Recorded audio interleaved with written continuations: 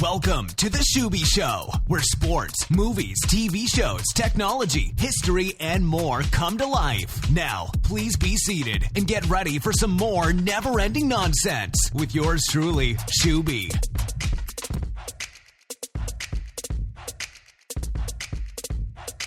This is the Schuby Show with yours truly, Carson Schubert. And want to wish everybody out there a happy 4th of July on the weirdest day I remember 4th of July being on, a Tuesday.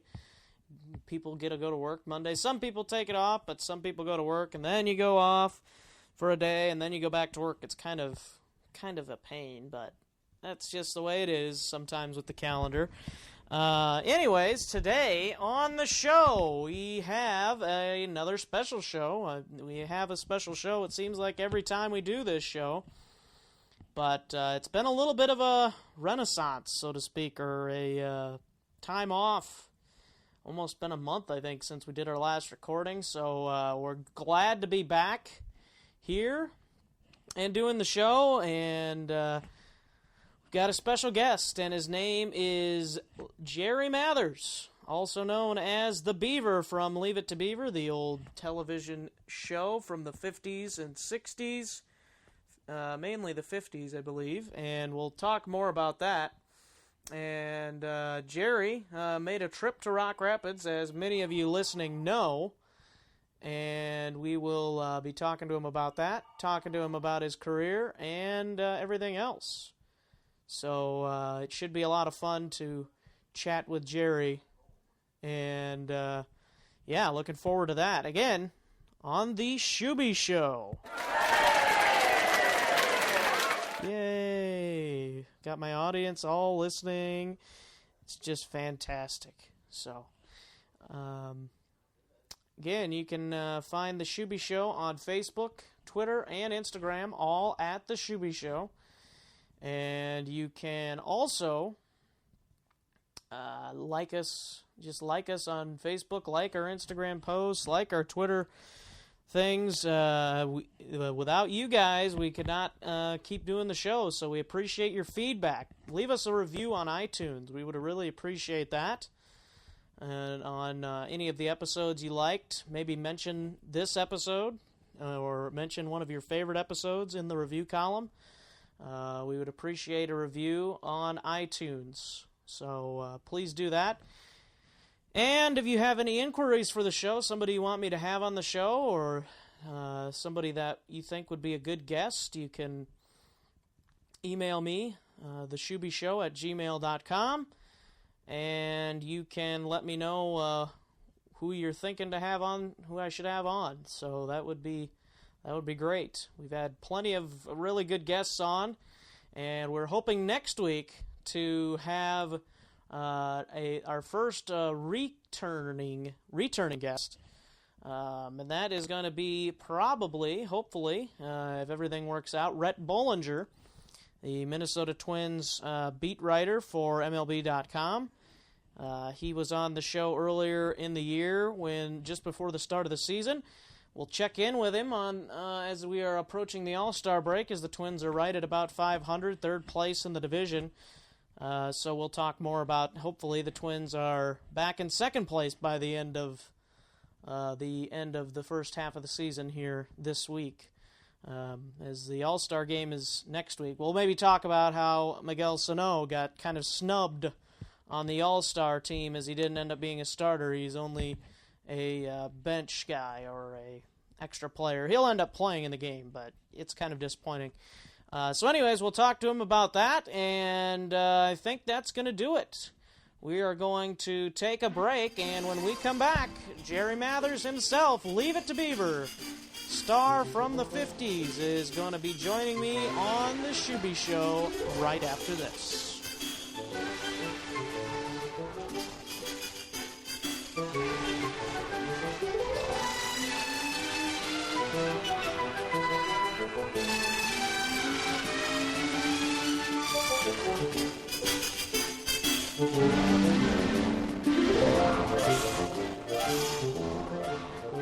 welcome back to the Schuby Show, and we are now joined by Leave It to Beaver star Jerry Mathers, and we want to welcome Jerry to the Schuby Show. Jerry, how are you doing today? I'm doing great, Schuby. How you doing? I'm doing great. That's good to hear. If you're wondering where the nickname came from, it's from my last name, Schubert, and it just kind of caught on. From high school, kids were calling me that, so I thought that'd be a great name for a podcast, the Schuby Show. So, and you've already got a fan base. Yeah, you bet. So, hopefully, it will continue to grow with you on the podcast today. Well, I'm sure you'll have a lot to do with it too. So, but I'm more than happy to help you along. All right. Well, I appreciate it. I really appreciate it. So. It's my pleasure. All right. So the first question I have for you, Jerry, you were in Rock Rapids for Heritage Days weekend, the big celebration of Rock Rapids every June. And how did you enjoy your time in Rock Rapids during Heritage Days? Well, I had a really good time. You know, a lot of people that had known my father when he was back there, my mom. It was really fun, and to see the house, the very first house I ever lived in as a child. I moved out of there before I was even 2 years old, so it's not that I had a memory of it, but I've seen kind of those old, I guess they were not Polaroids, but whatever they had, the Kodak pictures of it. Yeah. But it was interesting to see the house that they lived in, and see the town and meet a lot of nice people. The people of Iowa are some of the nicest people I've ever met. And I have spent, as I say, some time in Sioux City because that's where my grandmother and my uncle moved. And so Right. Growing up, every once in a while, about every 2 years, we'd go back there. But I'd never been to Rock Rapids before. And the whole state, if they're all as nice as Sioux City and Rock Rapids, a lot of great people there. Yeah, there sure is. We tend to be neighborly, even if we're not neighbors from across the street. We're neighbors all around town, it seems like, especially in Rock Rapids when the town's only 2,700 people. It's pretty easy to know most of the people.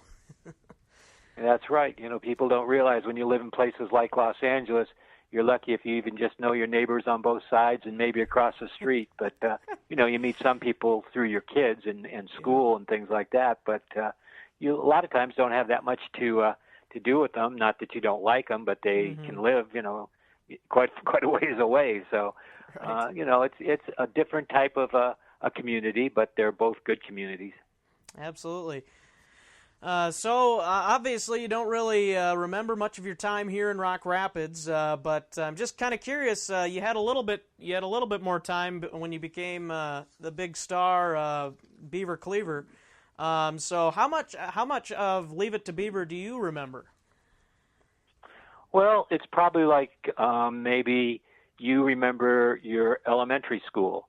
If there were special things like we had a monkey on the show. Well, I remember that show. Or a lot of times we'd go to the lake, which was called Friends Lake, but it was actually on the back lot of Universal to go fishing. Or I know one time we made a kayak.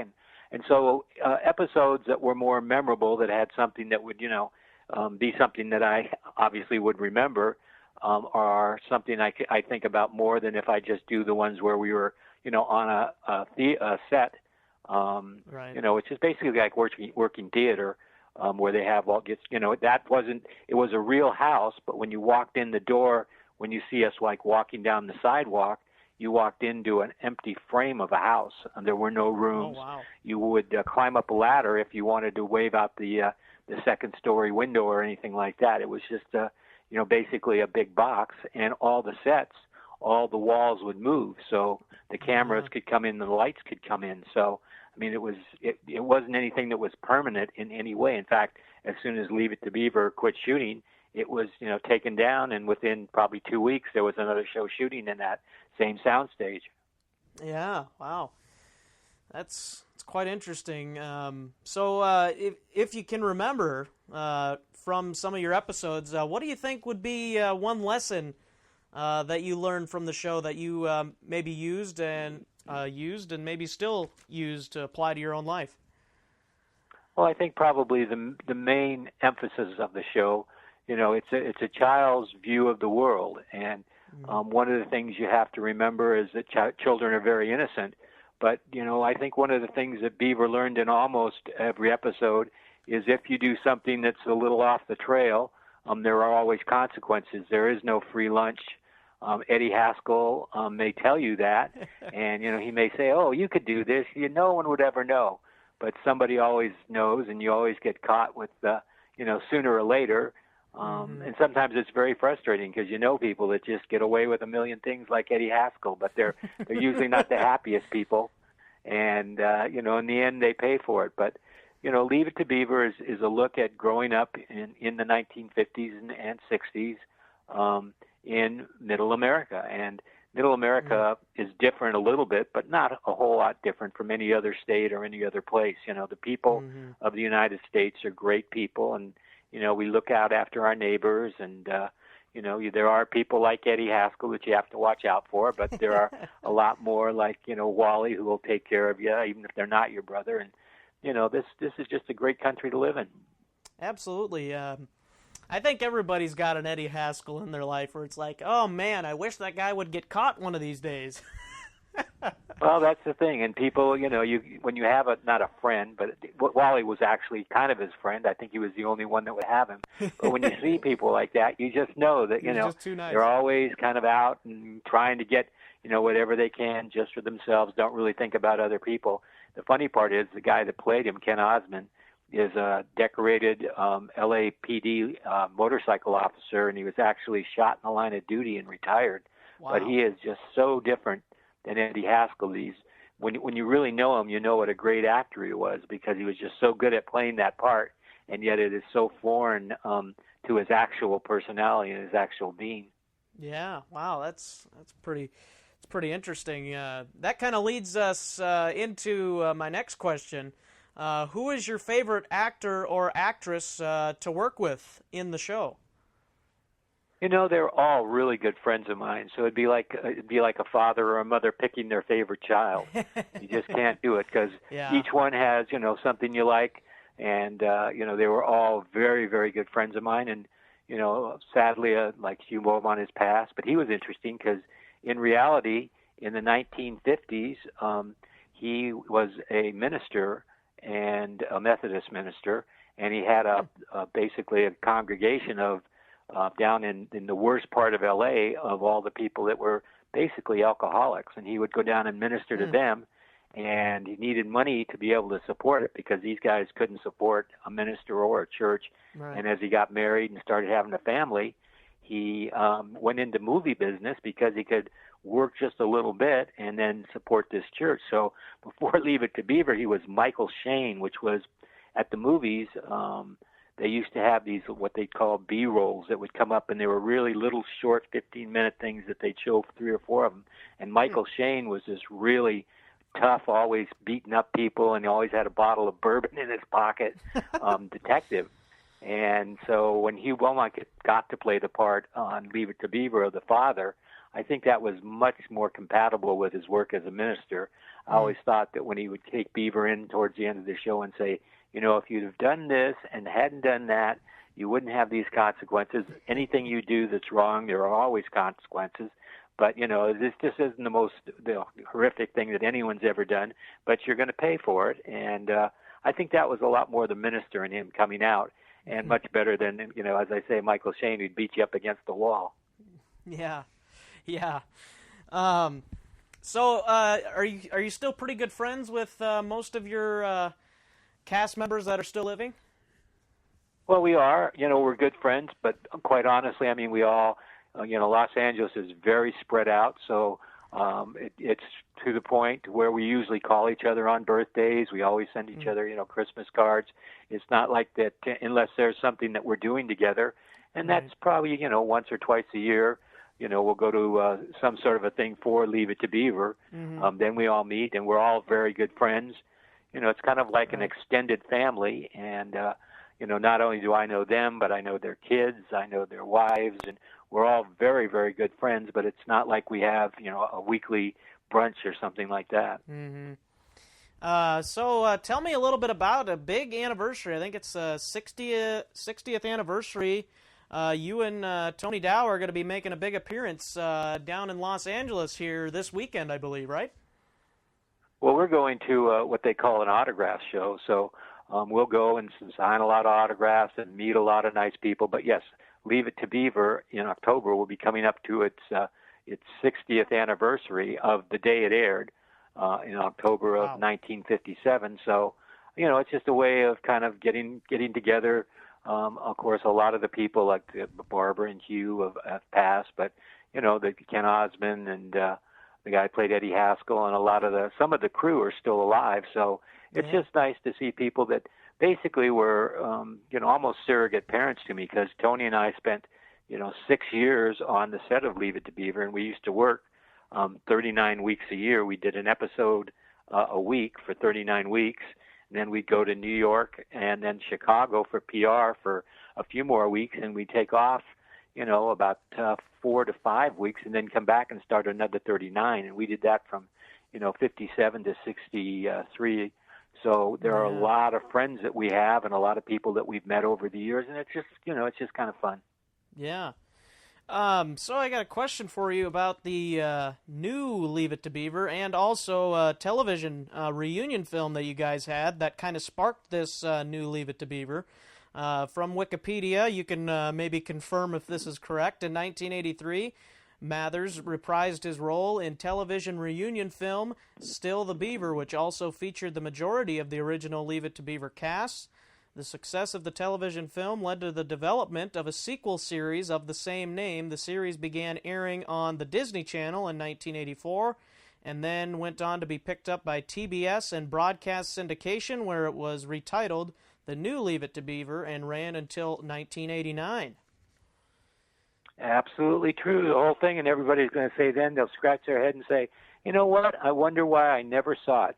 Now, you may have seen it on Turner or, on the original, when we did the movie of the week, which was, as I say, I think it was the number 2 movie of the week for 1982. It was almost, the episodes were $1 million a piece, so it was a $100 million project, and they lost it.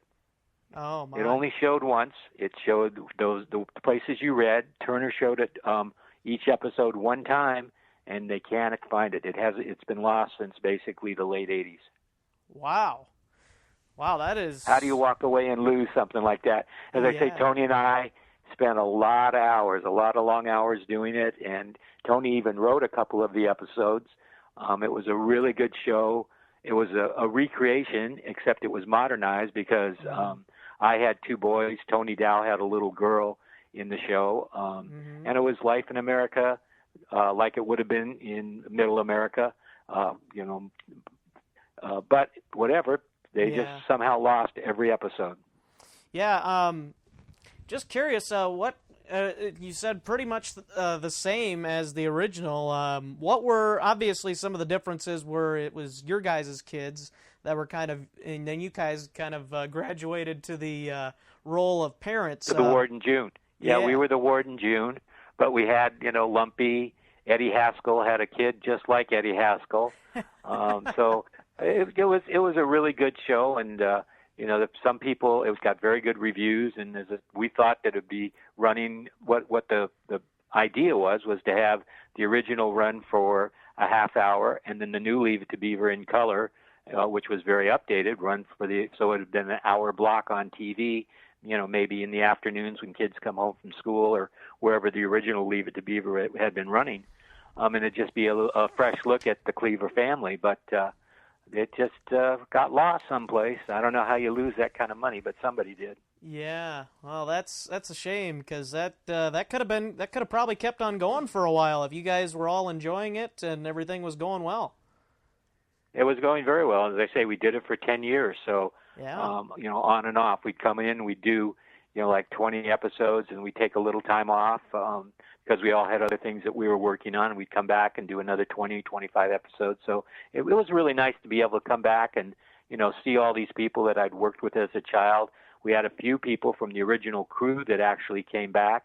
It was nice working with Barbara. Sadly, Hugh Beaumont had already passed, but, Ken Osmond was there, and so it was really nice to see all these people that I'd worked with and go back, and of course it was very, very updated because I had two boys, basically Wally and the Beaver's age, but Wally had, or Tony Dow, but as Wally had a little girl in the show, so we also had, some of the things that face little girls growing up in America. So it was a really, really good show, got really good ratings, and if you didn't see it the first time, I'm afraid you're probably never going to see it. Oh, man. That'd be a lot of fun, I think, for some of the old Leave It to Beaver fans to see if they never had a chance to see it. But and a lot of the new fans liked it because it was in color. So yeah. It was, just like a modern day show. A lot of people say, "Well, I like Leave It to Beaver, but why isn't it in color?" Well, at that time there were very, very few color TV sets. People go, "What?" Yes, in the 50s, color technology was just coming in, and towards the end, if we'd have gone on a few more years, we probably would have switched to color. But from 57 until 63, when we were on, all the shows pretty much were. There were a few live shows from New York that came out in color, but most of the shows were in black and white. All right. Going to something a little bit more on the serious note, Jerry, you were diagnosed with type 2 diabetes in 1996, and according to Wikipedia, on the advice of your doctor, you enrolled in a weight loss program with Jenny Craig in May of 1997, and you lost over 40 pounds, and you later became the first male spokesman for Jenny Craig. And you also have represented type 2 diabetes reversal program publication in a television ad. Just talk a little bit about diabetes and how it has changed your life.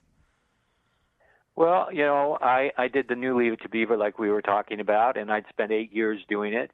And suddenly I thought to myself, I'm going to kind of kick back and retire, and I bought a few businesses. And one of the businesses that I was running at the time and owned was a catering business. And in the catering business, I was doing not just catering for parties, I was doing studio catering. So like the Flintstone movie, we fed almost 1,500 people out in the desert for about a week and a half. But when you do movies like that, when you go in to meet the producers, you bring all your food with you, and if you're serving it to them, they want to see that it's good, and they eat some, but, they want to, if you're not eating it, why you're not eating it and they're eating it. So, I was eating probably 6 to sometimes 8 meals a day all the time, every day, because I was out, pushing the product. Right. And I put on a lot of weight. And I had a very good friend that's a doctor, and she kept saying, you ought to come in for a physical because you've put on a lot of weight. And I said, no, I feel great. My life's going great. I've got a couple other businesses, but the catering business is doing really good. And so for Christmas, she gave me a free physical. That was her present for me that year. I got an envelope, and it said, come in for a free physical.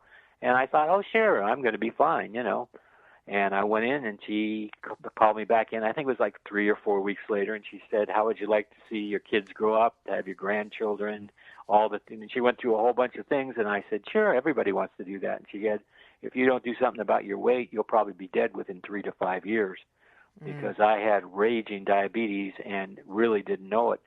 And I said, well, what can I do? And she said, well, one thing you can do, and it's going to help you anyway, is lose some weight. So I went to Jenny Craig because I just didn't really I had no idea how to lose that kind of weight. And it took me about a year. And within that year, I lost the weight, and I've been pre-diabetic ever since. Wow.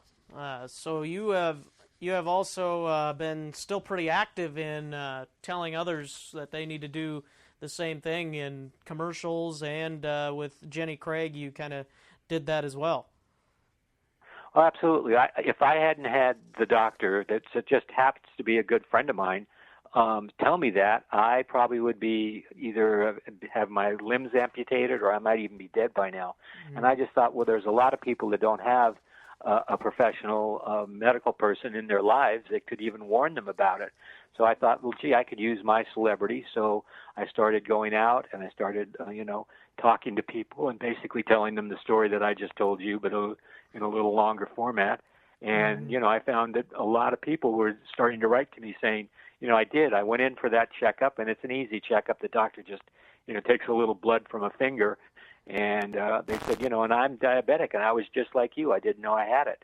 So I go all over the country, and I say it's kind of like fishing. I start talking about Leave It to Beaver and tell them, some of the things I've done in my life, and I get into diabetes. And I get letters, like 5, 6 weeks later from people that say, you were right. I went in for that checkup, and guess what? I have diabetes. Thank you so much. So, I wouldn't have been able to do it if I hadn't had that doctor. So every person I can help, I'm very happy to do so.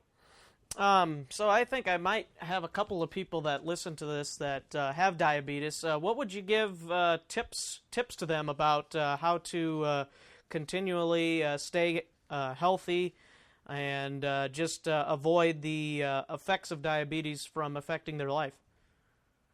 Well, if you're already diabetic and not pre-diabetic, then you have to make sure that you keep your insulin and keep the routine. I mean, it's and it's all about weight, but it's also about if you're diabetic and your doctor puts you on insulin, then it's a matter of making sure that you administer it at the appropriate time and an appropriate dose.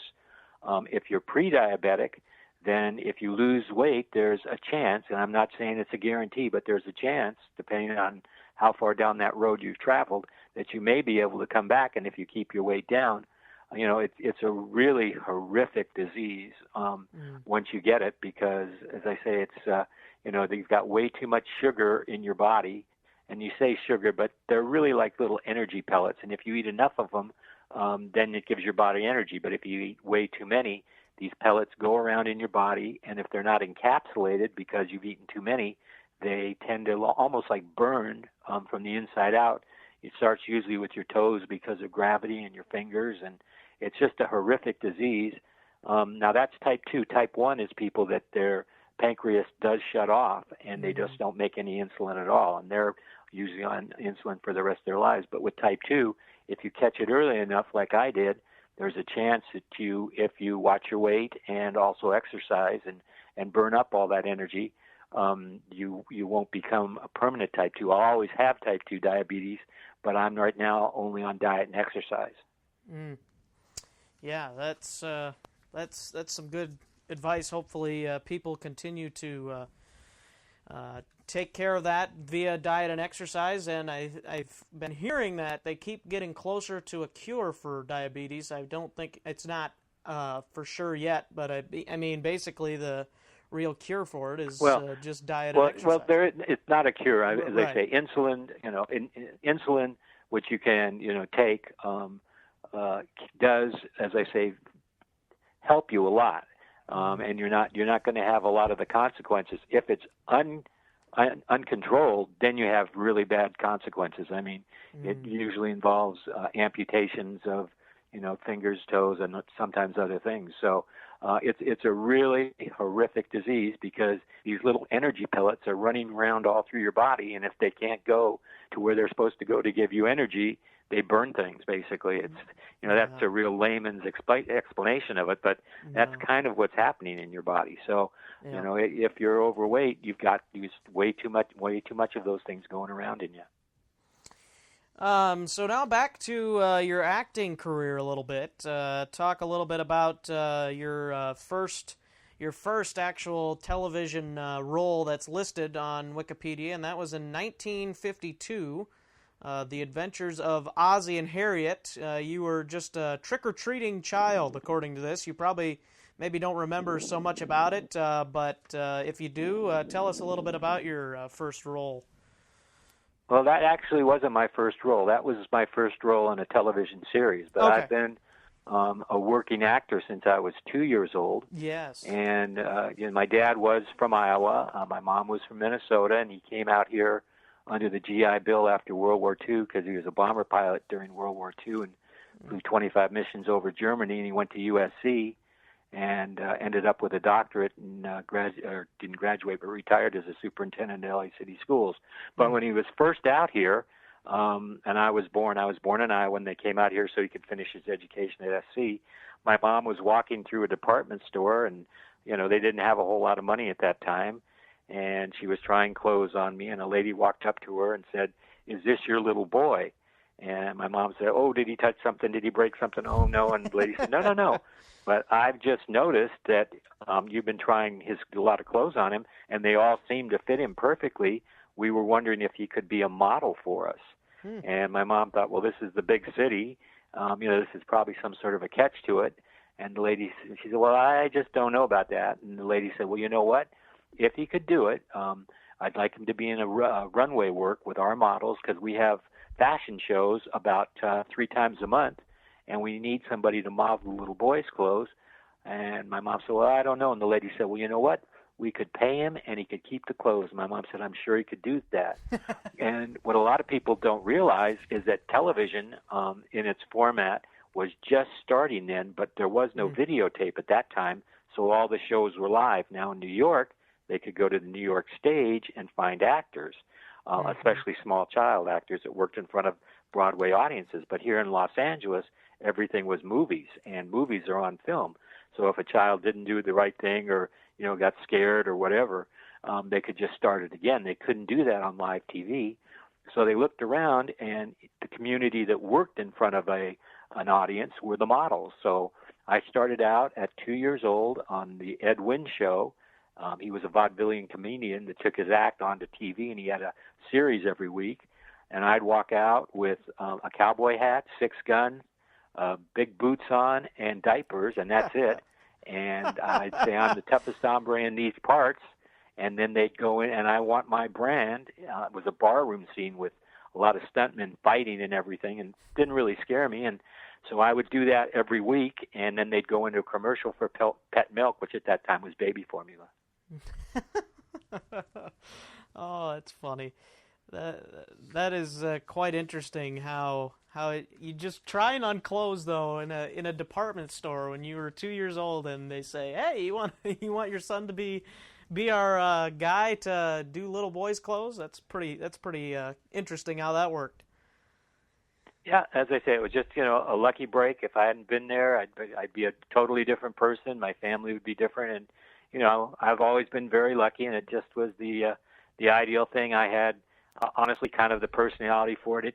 Of course, you're not as a child really scared of anything because you don't know to be scared. But I mean, that was in front of an audience of 5 to maybe 800 people, and I'd walk out every week, and if you ever messed up, they were in big trouble because it was live TV. So if you went out there, something scared you, or you started to cry, that's what went out over the air, which wouldn't be good for their commercial. Right. And because I did that right, then I started working in all the soap operas, and Alfred Hitchcock came on to do a commercial also, and he saw me doing one of these commercials and hired me for Trouble with Harry, and I started working all the time then in movies, and did 2 movies with Bob Hope. And in 1957, I went on an interview with almost 7,000 boys, but that was both for the part of Beaver, Wally, and their friends, and I ended up getting the job, and that's how I got the job on Leave It to Beaver.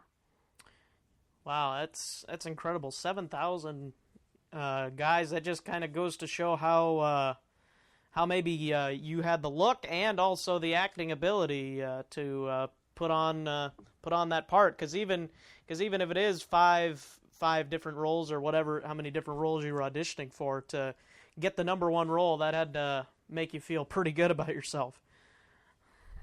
Yeah, well, it was kind of funny. Actually, the reason I got the part was because I had just become a Cub Scout, and I was going to my first interview. And I mean, I worked, as I say, all the time. I did movies with Bob Hope, Alfred Hitchcock. I did a lot of work. And my mom came up to me and said, Jerry, we've got another interview, and this one's for a series. And I said, oh, Mom, I can't go. And she said, what do you mean you can't go? I said, well, I've got my my very first Cub Scout meeting today. And she said, well, Jerry, whatever. And she said, well, wait a minute. Put on your uniform.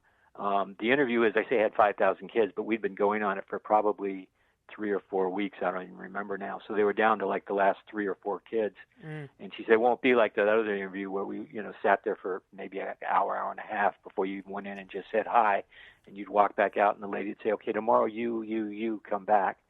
So I went in there in my Cub Scout uniform, and the producers knew me pretty well because they were down to like the last 3 or 4 kids. And they said, what's wrong, Jerry? You're a little, edgy today. And I said, well, they said, don't you want to be here? I said, no, I've got a Cub Scout meeting I'd like to go to. And they said, okay, go to your meeting. So I walked right in and walked out. And as I say, the other kids had all gone in by themselves, and they'd been in there quite a while.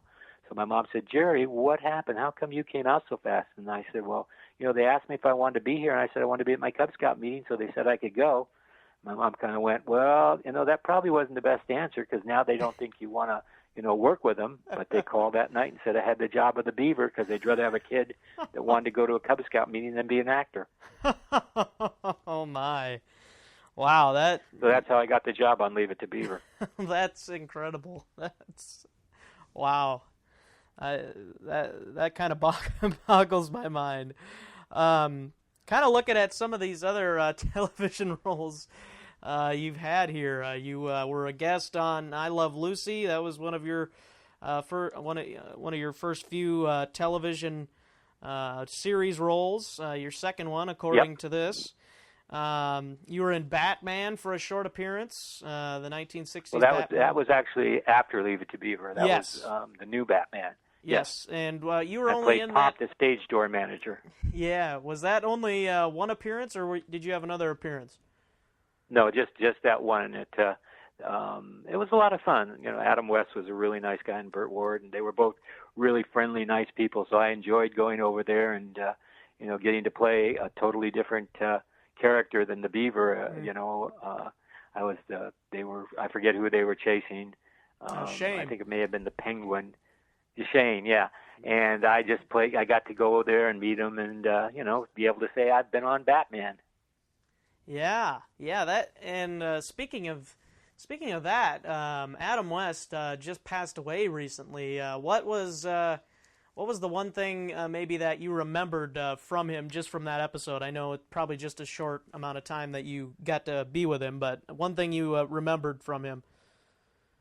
Well, he's just such a nice guy, because when you come in as an actor, especially onto a series, everybody knows, the crew all knows everybody, everybody knows everybody, so you're like the new kid in school, especially when you have a very small part like I did. And they were everybody, Burt Ward, Adam West, and the entire crew were just so nice and so made you really feel at home, like, they were very, very happy to see you, and this was going to be a fun time. So it was really a very, very, enjoyable experience. Cool.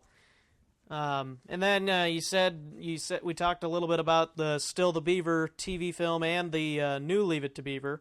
And then you were also in The Love Boat and also in an episode of Married with Children. Maybe talk a little bit about those. And of all the television roles you've had, what would, other than, of course, Leave It to Beaver, what would be your favorite? Well, they're all my favorite. I hate to say that, but it's just absolutely true. Each one you go into, a different situation with a different crew, and people are always so nice and, so accommodating. And, not that they're not nice to everybody, but it's nice to go in with the Beaver as usually what people expect to see. And suddenly, like in Batman, I played they were going into a theater, and I played the stage door manager. And, it's interesting as an actor to try to assume different roles and figure out, how that person would dress. It was just really a fun show to do. And then we've got some questions. I had some fans of the show ask some questions, and my dad has some questions for you here too. Who is sitting here? I might even let him ask him here quick for. What's his name? Doyle. Hey Doyle, how you doing? I'm great, and I'm just excited to listen in on the show here, and I was excited to meet you and have some pictures done with you and your beautiful wife, and I'm just pumped up right now. Well, good. We'll see if we can answer all your questions for you. All right, so I'm gonna have these 4 questions here from some fans. One's from me, actually, so I guess I'm a fan of the show too. But well, that's good. So it is 4 fans. Yeah. So this one is from Sherry Fry. If you can remember, what was your favorite episode of Leave It to Beaver?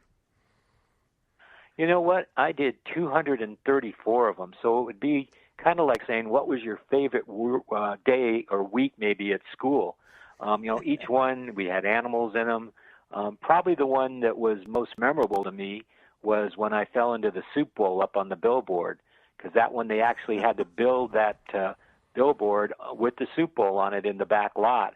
And, I got to climb up there, and actually when I was doing Leave It to Beaver, I had a teacher on the set with me, And so for that particular episode, I had to go for the week before and the week after, do double time in school, because by the time they got me up there and located in it, they couldn't take me down. Like when we were doing the regular show, you'd do a take, like a long shot with all the people in it, and then they'd go in for the close-ups. In between, you'd go to school, in blocks of like 15 and 20 minutes. But on that one, I got to stay out of school, and I was up on the billboard, so that's probably my favorite. That's cool. My question, I think you kind of answered this already, but I said, which was your least favorite episode, or maybe the hardest one that you had to do that maybe was the hardest part of an episode or something to that effect? You know what? They were all, honestly, a lot of fun. There really wasn't one that was particularly hard to do. Each week it was interesting because each week was a new challenge. A lot of times I would have to do this or that or the other thing, and remember a lot of lines. But there wasn't really one that was, particularly different than the next week. I had to go to school just like a regular kid. Luckily had a private tutor, and since I was in elementary school and Tony Dow was in high school, he had a different teacher. So I had one-on-one with a private tutor. Probably the best thing about this show, though, was not any particular episode, but all the different people I got to meet, because on our crew, you have cameramen, you have soundmen, you have lighting people. There was about 100 people on the crew, and you can't make a child work if they're not happy. So all these guys got to be my, in some ways, surrogate dad. Yeah. And, I would build model boats and do all sorts of things with them just to keep both Tony and I, not just me, interested, so that we wanted to come back to the set every day and work. And so working was fun, but the real fun was getting to meet all these people and, learn about their lives. A lot of them were World War II vets, and some of them were even World War I vets, and hear about their experiences. And, and as I say, their job depended on both Tony and I wanting to be there. So it was just like having a surrogate father. Yeah. It's interesting how sometimes maybe even back then you maybe didn't cherish those relationships maybe as much as you do now, because you're kind of in the moment. Well, yeah, it's like going to school. When you're in school, you have your best friends and you have other people that are, not your best friends, but that and you really like. And, it was just a really fun time in my life, and I had a great time doing it. I was really looking forward, because I'd never been to school with other kids, so I was looking forward to going to high school. And after 6 years, I went into high school, and that was a great time too. But then I was in regular school, and as I grew older, I realized what a fun and interesting and different life than any other kid anywhere had ever lived, growing up in the movie industry since I was 2 years old. Yeah. Why didn't we really see you on TV after Leave It to Beaver ran its course? This is a question from Jeff Schleisner, and Nick Wassner also said that would be a question he would have. So we kind of talked a little bit about. It's a very simple answer. I had never been in school. I'd had a private tutor since I was basically 2, or at least a teacher on the set until I was 6. And 6, I started Leave It to Beaver, and I had a private tutor, so I had one-on-one, which is basically the education of the kings and queens in Europe, because my dad was in the school system. In fact, he retired as a superintendent of Los Angeles City high schools, but he could pick the best teachers from the huge pool that they had. So when I finished Leave It to Beaver, I wanted to go to regular school. So I hadn't been able to play any sports when I was, of course, working. So I was on the football team and the track team and the swimming team. I then spent 4 years in a regular high school. I did do some things during the summer, but they were all just little jobs. When I graduated, it was 1967, and the Vietnam War was, kind of raging at that time. So I spent the next 6 years in the Air Force and then in the National Guard. After that, I went to Berkeley. I'd made, to be honest with you, a lot of money from Leave It to Beaver, and I had become very good friends with the people at the bank, and they asked me, they said, "You've handled this money very well." And they asked me if I wanted a job, and I said, that's fine. And, if I had been an actor, I would have gone out and beaten the streets and tried to get on an interview and gotten another job. So I became a banker. I then became a real estate agent, because I was making big real estate loans and understood what kind of a loan a person could get. And then in the '80s, they started the new Leave It to Beaver, and I came out of real estate and banking and went back into acting, and I've been an actor ever since. Yeah, and it seemed like when you were in high school, you kind of made just some minor appearances. I think from 1970, there was about a 7 or 8 year gap to 1978 when I think you were in the military then. That's right. That and was your... Actually, it was very hard to work because at that time all actors had long hair, and I had a buzz cut because of my military. Yeah. So, 1970 to 1978, and isn't that kind of interesting? 6 has kind of been an interesting number in your life. You were 6 years old when you started Leave It to Beaver. That went for 6 years, and you spent 6 years in the military. So 6 is that one of your favorite numbers? Well, I don't know, but next time I go to Vegas, I'll put some money on it in the roulette wheel. You might have to do that. So that does it for questions from the fans. I'm going to let my dad ask some questions here for you now, so I'm going to turn it over to him. Sure. Boy, I'm so nervous, I forgot what I was going to ask. That's okay. I don't know what I'm going to answer, so we're in the same boat. Okay, it's come back to me, fortunately. I've been reading, and I see you have some siblings, and so how were they towards you when this was all going on in your life? Are you the oldest, I guess, is a good question. And Yep, I'm the oldest, and I have a sister, and then I have 3 brothers. My sister is a politician. She's the mayor of the 4 or 5 time mayor of one of these local cities out here. She's married to a retired sheriff, and my next brother under my sister is a director of photography and works in the movie industry. He also runs something called the Digital Cinema Society, so he's very much into and one of the groundbreakers in digital films. And my other 2 brothers followed with my brother-in-law, and one's a captain and one's a lieutenant in the Los Angeles Sheriff's Department. Wow. Well, please pass on our thanks to them for their service as well. People don't thank you. realize the importance of law enforcement, especially in this day and age. And absolutely, we say a little prayer for them every day because, they're out there. When the bad guys come, I run away. They charge after them.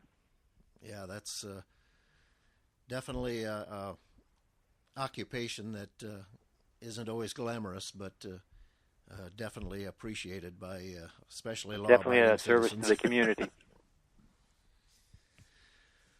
So your siblings, how did they react toward you when you had this big role, and they were probably going to regular school, I'm assuming? And yes, were they but actually I was the oldest. You so at all, do you think, or how would you? No, I was the oldest. So actually, by the time I finished Leave It to Beaver, they were pretty much just starting school, and they luckily I had a grandmother that lived with us. My mother's mother lived with us, and my mom took me to the studios for about the first 2 years or 3 years, and then I had friends of the family that would take me every day, and I went to school at the studio. I had a studio teacher, and she's also a welfare worker, so she takes very, very good care of you and makes sure that you don't work too many hours and does everything right. My sister worked a little bit in different movies and things like that, the one that's the mayor. My brother Jimmy did a lot of the Disney films, so he was at a different studio, but he was also working as an actor. And then my 2 younger brothers, who are sheriffs, really never worked as actors, but I think it was because they just didn't have the temperament. That one was an athlete, and the other, the baby of the family. By the time we were doing it, I don't really know because I was out of the house. I see. You mentioned your mother, and I understand she's living out in the Californias near you out there. And how's she doing? Oh, very, very definitely. She still lives in the house that I grew up in, and my parents bought it in about 1957. It's part of the Edgar Rice Burroughs estates, and the guy that wrote Tarzan, and it's called Tarzana is the name of the city, and they have his original cabana and pool and also a beach, a private beach. But my dad, when we moved in, and my mom had to cement the beach over because it's like 60 by, I think, 120 feet of white sand, and we were all out there. All the kids were out there playing in it. My mom was going through vacuums like one every 3 or 4 months because of all the sand in the house. So we had a volleyball court and a basketball court, and I know the people in Iowa know my dad was a really good athlete, so we'd have big basketball games out there, and then with the Olympic-sized pool, we were always swimming and having, a lot of parties. So it was a very, very nice way to grow up. No doubt. A lifestyle that many only dream about. Well, my dad was always very, very down to earth because, as I say, he retired as a superintendent of LA City Schools. But when I was doing, Leave It to Beaver and growing up, he was vice principal and then principal. So, he was always fully employed. So it wasn't like a lot of the actors where, a lot of the child actors where their parents were just, living off whatever the kid made. My my dad was fully employed, and the lifestyle we led was that of a person that's a teacher or a counselor or a head counselor or in the LA Unified School District's superintendent.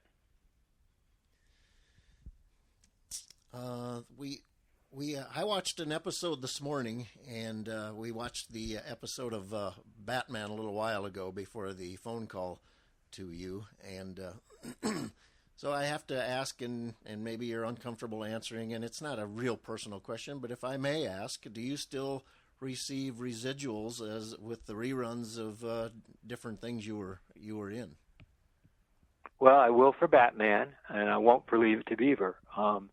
Wow. Leave It to Beaver was under a contract done in 1957, and about every 6 to maybe 8 years, like every union, we go in and Screen Actors Guild, which is referred to as SAG sometimes, goes in and renegotiates the contract. So the contract for Leave It to Beaver, the original show, said that we would be paid, and it's on a sliding scale. The first time it shows, you get almost as much as you did for the first. We did each one in a week, so almost as much as the first week. Then it's half. Then it's like a quarter, and then after 6, we were never paid again. Now since then, that contract has been renegotiated. So for like Batman, I will still get a very small check. But, even for the Leave It to Beaver, for the 6 shows sometimes, I mean, you're not talking huge amounts of money. Well, I think that's all that he has for questions, and I think we've kept you long enough, Jerry, so I really appreciate you coming on, and we definitely have had a good time talking to you about your acting career, and again, want to thank you for your service as we are here on Independence Day tomorrow. So, again, thank you for taking my call, and thank you for your service. And one other thing, if anybody else has some, burning question that you didn't ask, you asked a lot, but just in case, you can get me at jerrymathers.com. That's my website. You can kind of keep track of me there. Or the Jerry Mathers, because somebody already had Jerry Mathers on Twitter, or the Jerry Mathers on Facebook. So you can get a hold of me there, ask questions, and I'll be more than happy to answer them for you. Yeah, follow Jerry on Twitter at the Jerry Mathers, and like him on Facebook and all that good stuff. So again, Jerry, thanks. And the webpage says a lot too. It tells a lot about my life and JerryMathers.com. And as I say, I love to hear from my fans. You bet. And we, as your fans here, really appreciate your time, and would just like to wish you a happy 4th of July and good luck this weekend. Come visit us again in Rock Rapids. I'd love to. They were great people, and I had a wonderful time. They treated me so well, and it was just really a fun time. And you be careful with those fireworks, and don't eat too much. I know 4th of July with all those hot dogs and hamburgers and good times, but it's our independence. What could be better? That's you have right. a good day now. Yeah, thanks, Jerry. I appreciate it. Appreciate Jerry Mathers coming on the podcast. Hope you enjoyed this episode, and we'll be back next week with another episode of The Schuby Show. We'll see you then. Thanks for listening to The Schuby Show. We hope you mildly enjoyed yourself with more never-ending nonsense with yours truly. For more nonsense, go to the website, theschubyshow.com. Get the show on iTunes, Google Play, YouTube, Stitcher, and TuneIn Radio. Until next time, Skol.